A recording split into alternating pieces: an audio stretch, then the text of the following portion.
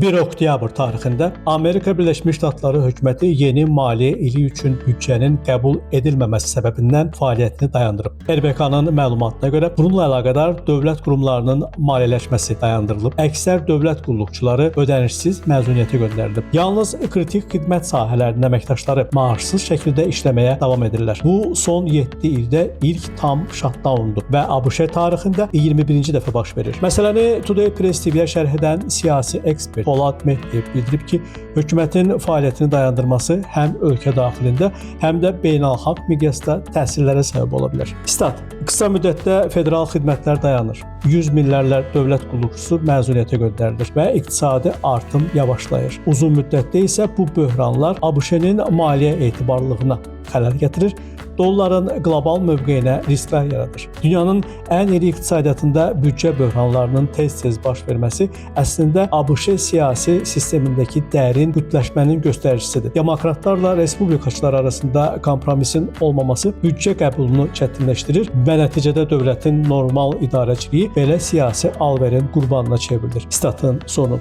Ekspertə görə shutdown qısa müddətdə ABŞ iqtisadiyyatında ümumdaxili məhsulun azalmasına, xidmətlərin ləngiməsinə, beynəlxalq bazarlarda isə qeyri-sabitliyə yol açır. Uzun müddətdə isə fiskal idarə etməyə inamı zəiflədir və dolların qlobal dominantlığına risk yaradır.